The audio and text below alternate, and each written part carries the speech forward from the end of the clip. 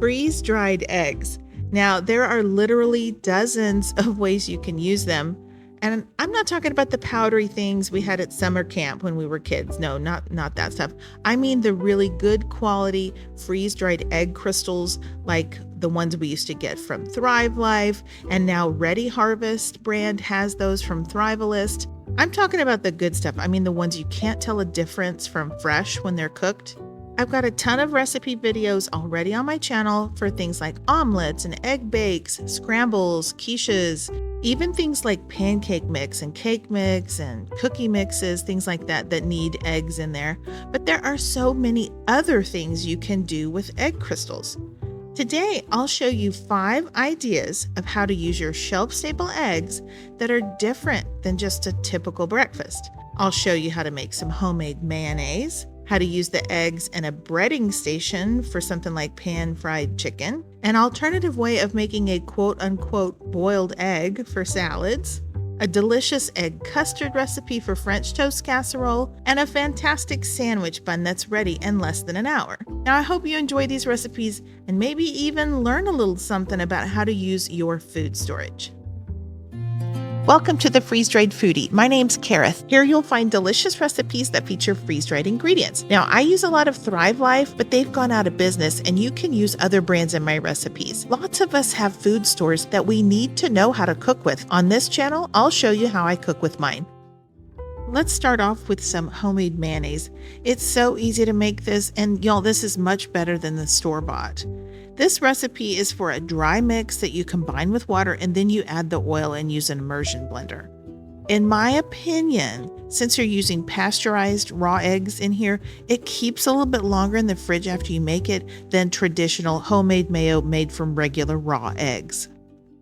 All you really do is mix like 4 ingredients together, add some water, and then add your oil of choice. I like using avocado oil, but that's up to you. You could use olive oil or whatever. Let me show you how I put it together. You are going to need a wide mouth pint-sized jar whenever you make this mayonnaise because it uses an immersion blender to emulsify the mayonnaise. So it's really simple, guys. I have done a couple of mayonnaise videos before, and I always get lots of questions about it. So I thought I would do another one and try to explain some of the common questions that I get. So yeah, 4 ingredients here. The Thrive Life scrambled egg powder is the whole egg. It's egg yolk and egg whites. Now I'm using True lemon powder. You could use another brand, I'm sure. About half a teaspoon or 2 packets of that True lemon. Also about half a teaspoon of kosher salt and half a teaspoon of dry mustard. So my other recipes I used like regular prepared mustard and regular lemon juice. So these things are taking the place of those. And you can store this in a jar. I mean, this jar is giant for that amount of dry ingredients. You could put them in a half-pint jar or something like that if you want to. But then transfer it into a wide-mouth pint-sized jar when you're ready to prepare it. In goes 1/4 cup of water. That's a little bit more water than I put in my other recipes, and that's to compensate for the lack of liquid because I'm not using regular lemon juice or regular prepared mustard. So it's a little bit more water. You do need to stir this very well. You don't want any clumps of egg in there. And then it's time to add that avocado oil. That's 1 1/4 cups of avocado oil that goes in there. And once you pour it in there, you need to just leave it alone. Let it settle, just let it sit there for literally like a minute. You want those ingredients to separate. You want the oil to float to the top, so leave it alone. I know you're going to be tempted to start, but don't, okay? Just wait. Now it's time to insert your immersion blender. Be gentle. You don't want to stir up the ingredients. Be gentle. Make sure the blades of the immersion blender are flush with the bottom. Hold onto your jar and begin to blend. Do not lift the blade, y'all. This is very important. Leave the blade on the bottom. You want bright white mayonnaise before you start to lift that blade. So give it at least 15 or 20 seconds, and then you can start to lift the blade. It doesn't always happen, but sometimes if you lift the blade too soon, it will split. You'll just get a liquid mess, and then you'll be mad at me because these ingredients are not cheap. So just do it this way and see if it won't work for you. I have had success, I would say 95% of the time, and then every once in a while, it just won't emulsify. So these are the things that I figured out that you have to do in order to guarantee success. Hopefully this will work for you as well. So it doesn't take but about 1 minute to make mayonnaise. And I love it that you know exactly what you put in your mayonnaise. Like I said, there's 4 or 5 ingredients plus some water, and that's all there is to it. This mayonnaise is thick and glossy and really smooth. It has wonderful flavor, and you can use it virtually in anything you put mayonnaise in. I typically make ranch dressing with our mayonnaise and then ranch dip because it just gets quite expensive to buy it all the time. And also, I don't love the ingredients that come in the Hellmann's mayonnaise. I love the taste of Hellmann's, but I don't love the ingredients. I love the ingredients of my homemade mayonnaise. I have kept mine in the refrigerator for at least 2 weeks up to a month with no problem, but use your best judgment there. All right, next I'll show you how I use freeze-dried eggs in a breading station, and you could do this with pretty much any meat you'd like to pan fry. In the original video, I pair this with some rice pilaf, and I'll link to that video below. Now let's work on the chicken cutlets. I've got a large frying pan, and I'm going to add about a quarter of a third of a cup of oil, something like that, and heat it up there. And while that heats, I can go ahead and work on my chicken. So I've seasoned some chicken cutlets, that's breast meat that has been cut horizontally to make 2 pieces of chicken out of there, so it's like nice and thin. It cooks pretty quickly. I'm gonna make a breading station. I've got some seasoned flour, the Thrive Life scrambled egg mix, and some panko breadcrumbs. Let me just brag on that Thrive Life scrambled egg mix for a minute. This is the only way to ever do a breading station. Don't use a fresh egg here. I just like this so much better because it doesn't give you that weird slimy white egg texture that you sometimes get with fresh eggs.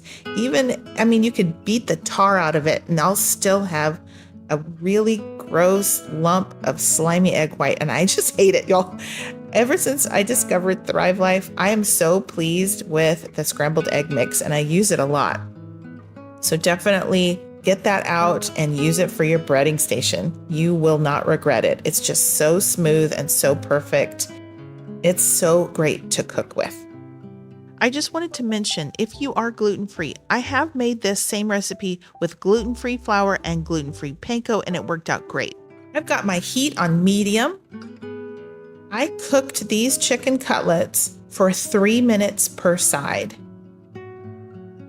And that's just a perfect amount to crisp up the breading on the outside without it burning, and while the inside gets cooked all the way through. So 3 minutes aside on medium heat was perfect for me. And I just took those out, put those on a plate. And then one of my favorite things to do with chicken cutlets is give them a squeeze of some fresh lemon juice. There's just nothing quite like the brightness, the acidity that comes from that lemon on that rich chicken cutlet. Oh, y'all, that is so, so tasty. I highly recommend that. And then if you have some parsley, it's so pretty sprinkled on there, along with some flaky sea salt. I do like to put that flaky sea salt on the top too. And there's our gorgeous rice pilaf. Another reason I like using the egg crystals here is because you can customize the amount and use just, like a tablespoon at a time if you're just cooking for 1 or 2. Anyway, it helps cut down on waste. Next up is my idea for a substitute for boiled eggs. Now, I came up with this recipe out of necessity. I was making a pasta salad and I realized that I was out of fresh eggs. So I whipped these up. They worked out great. And I think they would work in like any kind of a cold salad that called for boiled eggs. I'm going to show you the coolest way to do quote unquote boiled eggs for macaroni salad using this. I have these silicone molds. All right, these are for cupcakes, but you'll need some sort of a silicone mold if you're going to do it like this. So you'll need those.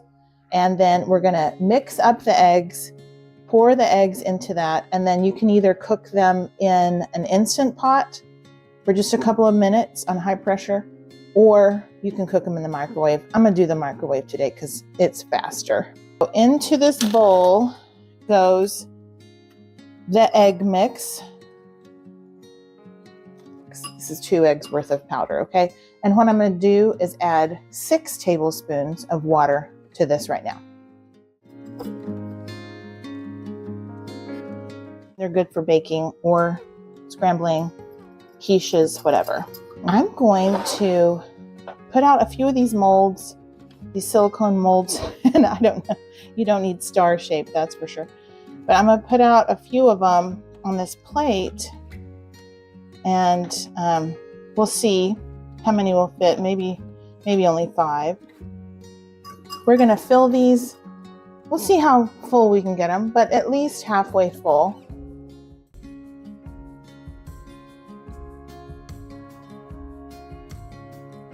Four's all I needed. These guys are going to go into the microwave for, I'm going to try 30 seconds and see what happens after 30 seconds. Look at that. Look at that. How about that? Okay, that was easy. And believe it or not, these are going to have amazing texture. So they're going to have bounce, just like a regular boiled egg. Real quick, I'm going to put these in the fridge. Let me show you how these pop out, okay? They just go plop. Really, like these silicone molds are really, really cool. Just plop right out. They don't stick. Here we go. So I'm just gonna run my knife through these fantastic little things. Oh, I forgot to show you. See there. These kind of bouncy little things. They're just perfect as a substitute for a boiled egg.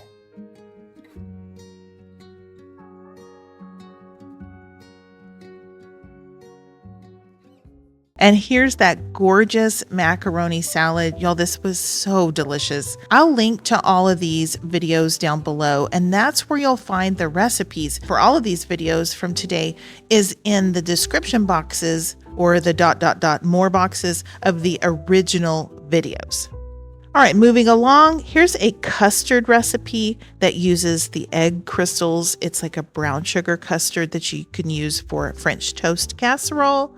And I have a couple of different French toast casserole recipes on my channel. One of them uses berries in it and one of them is plain. I will link to that below. Today's recipe is for the custard mix of a French toast casserole. It's not actually a meal in a jar because you will need a loaf of bread to make this, but it is definitely going to help you make one of the tastiest company-worthy breakfasts ever. In fact, when you're ready to prepare it, there's only about 5, maybe 7 minutes of actual activity that you need to do. The rest of it is baking time. Have y'all ever had a French toast casserole? It's so much easier than traditional French toast that you cook on the stove, and the flavors are exactly the same. Already there's so much less work because it's a casserole versus cooking the individual pieces of toast. And with this custard mix ready on your pantry shelf, you'll be able to make a fancy breakfast anytime you're in the mood. So what you're going to do is you will add some scrambled egg mix, and some instant milk powder and some butter powder to a pint-sized jar. Well, okay, I might revise that. I might put it next time in a bigger jar because that way you could include the optional crumble topping. I love the crumble topping. So anyway, if you have a 1.5 pint jar, I would probably put it in that if you plan on doing the optional crumble topping so you can store the topping along with the custard mix. Here we have just some yummy flavorings for that custard mix.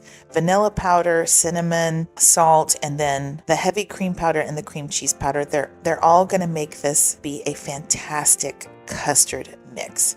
You do need to pat this down and make sure you have room for the sugars at the top. Brown sugar and regular white sugar go into this custard mix. So give it a shake and put your lid on. I would not put an oxygen absorber in this just because it would make your sugar kind of hard, I think. Whatever the expiration date is on your heavy cream powder, that's probably how long you could store it. For the optional crumble topping, I'm putting it in a baggie here. You could do that, or you could put it into maybe a 1/2 pint jar. If you put it into a baggie, you can store that baggie alongside the jar of the custard mix, or if you put the custard mix into a bigger jar, you could put it in the actual jar. This is going to be a really nice texture contrast to the French toast. If you do the crumble topping, it will give you a nice crunch. And like always, I will include the full recipe in the video description box below. Okay, so this is what you can store on your pantry shelf. That is the custard mix for the French toast casserole. And then whenever you're ready to make the French toast, you do need a loaf of French bread or sourdough bread, some sort of a crusty bread. I had already cut the bottom half of that loaf that's in the bowl already. And yeah, I ate that. It was fantastic. My friend Rebecca Catalano has a bread baking business called Beck's Breads, and I bought this from her. It was so good. Now this is just a blender recipe for the custard. Go ahead and preheat your oven because this does not take very long to do. So preheat your oven to 375 Fahrenheit, and then into the blender you're going to add 2.5 cups of water. And I put the water at the bottom just so our ingredients didn't stick to the bottom of the blender. But after you add your water, then you can add the contents of the jar. This is our custard mixture. And that's it. It's just add water. It's a just add water recipe. I blended for about 30 seconds. You just want to make sure everything gets nice and blended in there. And then you're going to pour that custard mixture over your cubed bread. And if you have any custard left in the bottom of your blender, just add a few tablespoons of water in there and rinse it out because, you know, no man left behind, right? We want to get all of that goodness out of the blender and into the bowl. And just make sure everybody has contact with the custard mixture and then set that aside. We're going to let that soak. Now it's time to make the crumble topping, and all you have to do really is put it into a bowl, mix it up with a fork. You need to mix the flour in with the sugar, and then add some melted butter to it. And that's it. That's all you have to do. If you mix it together, it will form these little cute little crumble nuggets, and that is what you're going to top your French toast casserole with. Now it's time to put this into a prepared casserole dish. I buttered mine. You could spray it with a cooking spray if you like. Just kind of spread it out in there. Now it's time for the crumble topping. And y'all, it's so good. It bakes up really nice and crunchy. So go ahead and put that into your oven. You're going to need to bake this for about 30 minutes. And that's what happens. This is a beautiful casserole. And traditional French toast, you put powdered sugar on the top, so that's what I did here. And then it's ready to serve. That's it. You can serve this with anything you like. I served it with some fresh strawberries. I think it would be really good with some crunchy bacon or sausage. And if you want to, you can gild the lily and add some maple syrup to it, which it was fantastic. I loved it. But there you go. French toast casserole made with our delicious scrambled egg mix as a custard base. And I completely ran out of light here. My pictures are not very good because we ate this for dinner that night and it was dark outside. The pictures aren't good, but the casserole is fantastic. We loved the flavors. It's company worthy. It's really, really good. It's so nice to have the ability to make these jars, keep them in your pantry, and have them ready for you whenever you're ready for them. And here's a picture of one that I made that included the freeze-dried berries in it. That recipe is in my 4th of July video from last year because it was red, white, and blue. Now, if you click on the videos tab on my channel's main page, you can browse through all of my past recipe videos. All right, for the final video, I'll show you how I use the freeze-dried eggs in a bread recipe. This one is for pulled pork slider buns, and you can make pretty much any shape and size sandwich bun with this easy recipe. I'm calling these slider buns, or just you could do sandwich buns, depending on how big you make them. But I'm going to be using some butter powder, honey crystals, scrambled egg mix, and then just yeast, salt, and flour. There's only 6 ingredients go into the jar, and it's a great recipe, y'all. And I'm going to turn these into pulled pork sandwiches because I've got some Thrive Life pulled pork.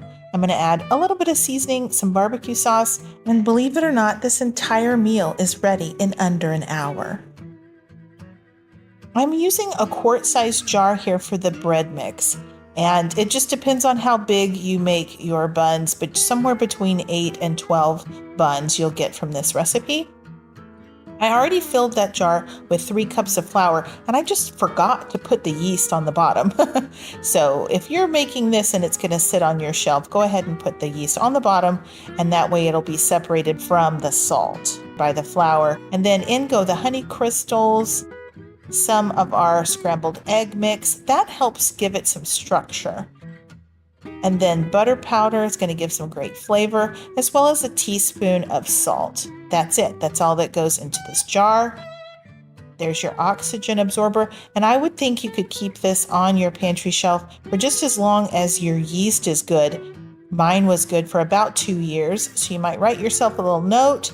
Make sure that you bake these by that time. You could make several of these jars at once if you really like this recipe. Into the bowl of a stand mixer that's been fitted with a dough hook, you can add a cup of about 110-degree water, and then just empty the contents of the jar in there. And all you're going to have to do is add 2 tablespoons of oil. I used avocado oil. You could use olive oil, just some sort of oil. Any kind of oil will do. Turn on that mixer. Let it form into a dough. As you look at your dough, you'll be able to figure out whether or not it's enough flour. All right, I'm going to check it at this point and see how it's doing. Scrape down the sides of the bowl. This to me looks really good because it's not too wet. So let me scrape down that bowl just a little bit. 3 cups of flour was perfect. Lock it. And we let that knead for 5 minutes on a 2 to 4, something like that.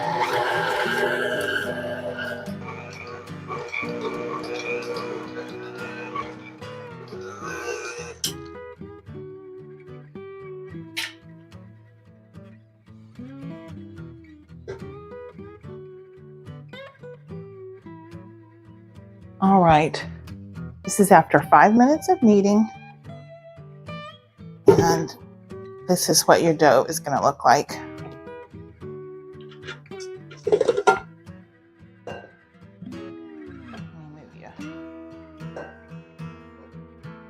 See that?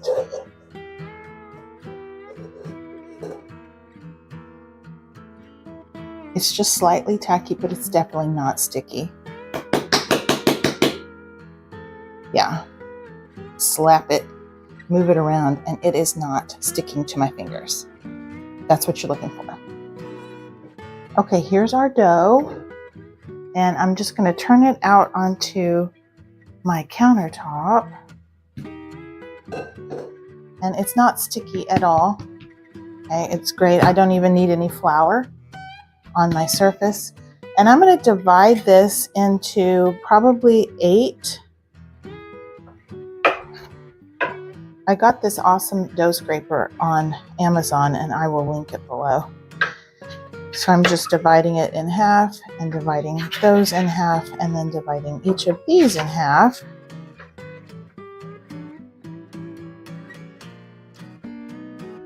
All right, and what you want to do is you want to stretch the dough, fold it, stretch, just stretch it a couple times, and then tuck it under.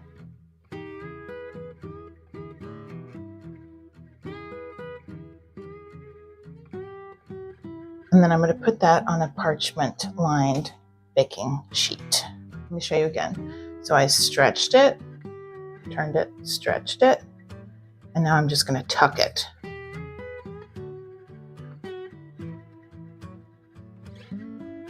So that's what it looks like on the top. It's pretty smooth on the top. On the bottom, there's the seam, but it's fine. You want like a little tension on the surface of the dough there. One of the best things about making these homemade buns is that there's no rise time. Believe it or not, there's a rest time whenever you're preheating your oven, but there's 0 rise time. So these are going to be ready, start to finish, within 45 minutes. You will have fresh hamburger buns, slider buns, Subway sandwich buns, whatever kind of buns in 45 minutes. Now we've got all 8 of these on a parchment lined baking sheet. I'm just going to take a tea towel, a clean tea towel, and cover these while I preheat my oven. These are going to just rest. So we're not letting these rise. We're just going to let them rest while I preheat my oven to 375. While I wait on that oven to preheat, I'm going to refresh some pulled pork. And all I did was put 2 cups of pulled pork into this pint-sized mason jar. And let me show you, I did put a little seasoning in there too, which it will season while it refreshes. But sometimes the pulled pork slices are a little bit bigger. Now this one's not very big, but I just wanted to show you. If they're too big, you can just, break them in half. Into this pint-sized jar, I have put about 1/4 teaspoon of an all-purpose seasoning like Goya adobo, and then I put a sprinkle of paprika. And then this is just really hot water that I have from my kettle. Here we go.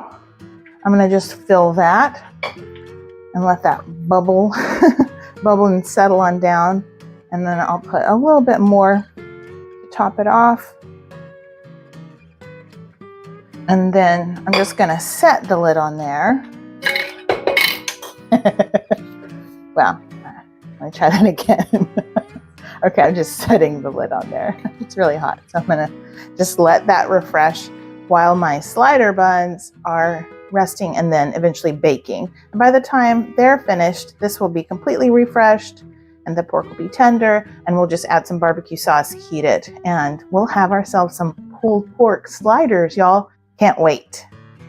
My oven has preheated, and so let me show you what they look like now. See, they've risen quite a bit in just that amount of time. So I'm going to put these in the oven, and I think I'm going to cook them for about 15 minutes, but I'll let you know when I take them out. All right, coming in hot.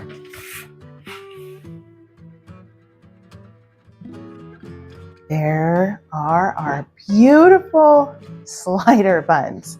And the first thing I'm going to do is add a little butter, because I do like how the butter keeps everything nice and soft and moist. Y'all, it smells so, so good. I did leave these in there for 14 minutes, and I probably should have pulled them out at 13. So I'll make notes of that in my recipe. I always write the full recipe and put it in the description box below my video. And aren't these just beautiful? These buns, I just love the way they look. Now, if you shape them differently, you could make these into hot dog buns or sub sandwich buns. And depending on how big you make it, you will need to adjust your bake time. And let's check on our pulled pork while those buns cool slightly. I did transfer them onto a wire rack. Okay. I haven't really touched this.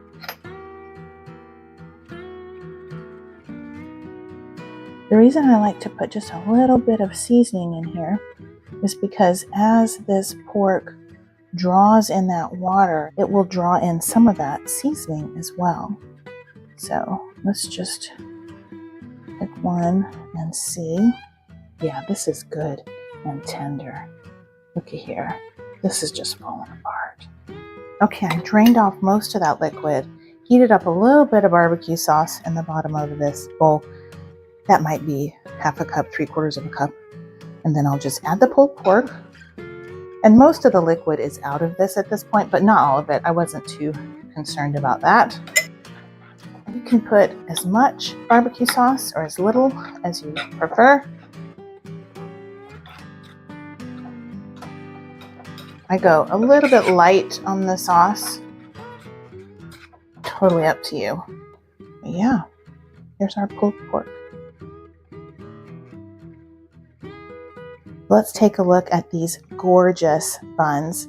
I'm going to say these are actually more like the size of hamburger buns than slider buns. I've done this recipe multiple times. I think if you want extra large hamburger buns, divide the dough into 6 pieces. And then of course you could sprinkle the tops with sesame seeds or whatever you like. These are more like hamburger buns.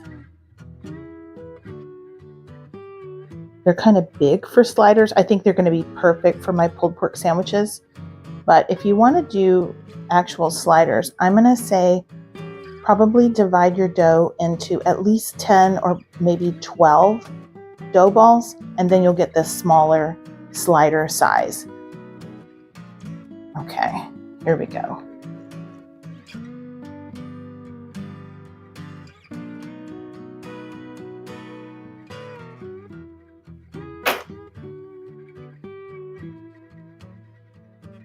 Oh, wow. Just look at that. Isn't that wonderful? Okay, and then I'll show you. You can do this. It'll bounce back. So I think a bun recipe needs to have a little bit more bounce. There needs to be a little bit more structure to a bun than maybe a dinner roll. But y'all, these look so, so good. Okay, let me make a sandwich. Well, I did make a sandwich and it was spectacular. I absolutely loved the taste of the buns as well as the pulled pork, the barbecue pulled pork. And I just think these buns are very versatile. They would be good with pretty much anything. I have made these before and just eaten a hamburger with them, and they were wonderful. I'll try and put a couple of pictures of that in here because that was spectacular. But the pulled pork, I mean, it's so easy. And I got 4 sandwiches out of that amount of pulled pork. So that was 2 cups of the pulled pork. So about half a cup per serving. So these slider buns are just one example of the types of bread mixes you can make using the freeze-dried eggs. I've also made things like cornbread mixes, quick breads like last week's lemon loaf. I use those eggs for yeast rolls, for cinnamon buns. Lots of possibilities for bread mixes when you've got good quality freeze-dried eggs on your shelf. I'll include my link down below for the egg crystals from Ready Harvest with Thrivalist, and hopefully you can pick up some of those. I think they are in the pantry can sizes. Now, if you are enjoying my recipes but prefer to have them in cookbook form, I do have a couple of cookbooks for sale. If you like paperback or Kindle versions, those are available on Amazon. And if you just need a digital download, those are available on my website. I will link to all of this below. I also have a couple of cookbooklets available on Amazon as well. Those are by subject. They are pretty cheap. I think they're $6.99. I've got a chicken dishes cookbooklet, and a soups cookbooklet so far. I have a bunch of other recipes on my channel that use the freeze-dried eggs, and I will put some of those pictures up here on the screen for you now. Just visit the videos tab of my channel to find those recipes. All right, now it's time for our verse of the day, 2 Corinthians 12:9, and it reads, "And he has said to me, my grace is sufficient for you, for power is perfected in weakness. Most gladly, therefore, I will rather boast in my weaknesses, so that the power of Christ may dwell in me." Amen. All right, y'all. Thank you so much for joining me today. I pray you have a blessed day, a wonderful week, and until next time, y'all, take care and keep thriving.